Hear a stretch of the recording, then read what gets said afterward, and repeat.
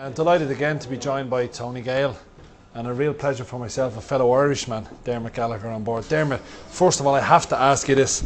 Wayne Rooney last weekend, United Chelsea, a bit of genius I thought, but thankfully the goal was ruled out because it saved us a bucket load. Because we had a money back special. If Ronaldo scored first or last, we were going to refund all losing bets. But should the goal have stood? Definitely. I think it was inventive and it was creative. And it was just an oversight by the assistant who wasn't switched on to what had happened. First thing he'd realised is Giggs has got the ball and gone away, and he's thought, what's happened, where's this come from, and he's flagged. But yeah, it should have been a goal. But now, better to be a lucky ref, isn't it? You know, score from the retake. Yeah, absolutely. And I'd say the fourth official, the referee's assistant was happy that they scored on the following corner kick. He looked very relieved, didn't he? He did, he looked very relieved. I'll tell you what, Wayne Rooney went to him and, you know, got stuck into his face. I know you were talking a little bit about bad language and everything else, but you can see Rooney's frustration there. He's done something genius and it's been ruled out. What about goal line technology? Are we ever going to get it? The referees, by and large, would have it tomorrow. You know, I came to England in the late 60s and saw the man land on the moon in 1969. 36 years later, I saw Roy Carroll drag a ball back out the Stretford end, and we still don't know if it's a goal. It beggars belief to me. Yeah, so you think it's going to come in? It's got to. And it's just so important, isn't it? You know, 1995, Bolton were relegated because of a ball that was over the line which nobody saw. And I just think, even if the clubs have to put up £250,000 each to make it work, so be it. It's a small insurance policy. Yeah, I mean, when you just look at the games like American football and rugby, it's sorted so quickly, isn't it? Any contentious decision. Fourth official, surely they have a bigger role to play too in terms of the 18-yard box. Is it a pen? Is it not a pen? Is it inside? Is it outside? Surely the ref can just have a chat with his mate. Is it a penalty or is it not a penalty? Yeah, well, I spoke to you earlier about this, and that is my vision. You know, that if the referee decides, he blows his whistle. It's not whether you think it's a foul or not. He blows his whistle, he awards a free kick. The fourth official looks, it's quickly looked at, 4 seconds, yeah, Dermot, it's inside the box, give a penalty. And nobody can argue, because if anybody argues with them, you know it's right because you've seen it on TV. If he argues, you just send him off. Now I have to ask you, you're a big Irish fan. You told me that you haven't missed a game, a competitive match since 2002, I hope I'm right in saying that. You're going to Barry on the 1st of April. Can we go there and get the result we need? Well, we've got a couple of games before that just as important, haven't we? February 11th, which will be the game I miss, actually. That's the game you're going to miss, Georgia at home. Georgia, which I think Ireland will win. And then it comes down to the Bulgarian game, which obviously is a massive game for Ireland on the 28th of March, which, you know, you and I will both be there. And I think Ireland will win that day. And then it's just a matter of, it reminds me of 2002 when we had Portugal and Holland in the group. We managed to get good results over there. And then Jason McAteer scored a goal at Lansdowne Road. And I think, you know, 6, 7, 8 years on, it'll repeat itself. And would you be confident that we can qualify for the World Cup in 2010?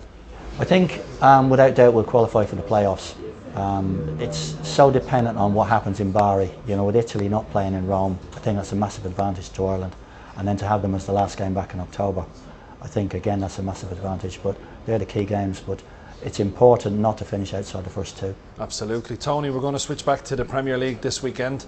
Your old club, Blackburn, taking on Newcastle. I think you fancy your old side. Yeah, we both fancy it, Leon, don't we? 11 to 10, but skinny odds, obviously, and not really worth backing it in an individual bet.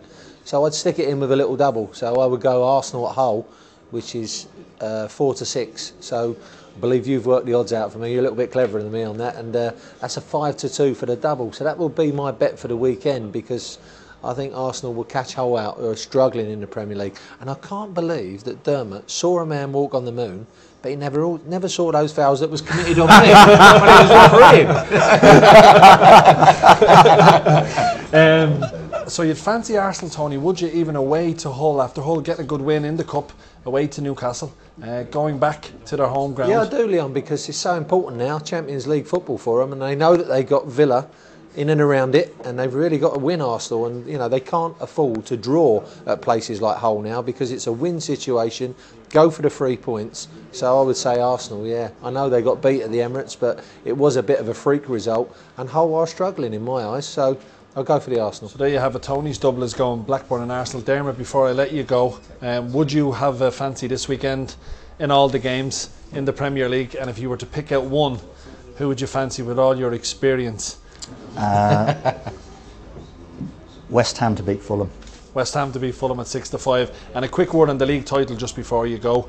You've been there, you've done it. You know the players at United, you know the players at Liverpool, you know the players at Chelsea. Who for you, United are favourites because they've been there and they have done it. But can Liverpool get back to winning ways on Monday night and more importantly get back into the title race?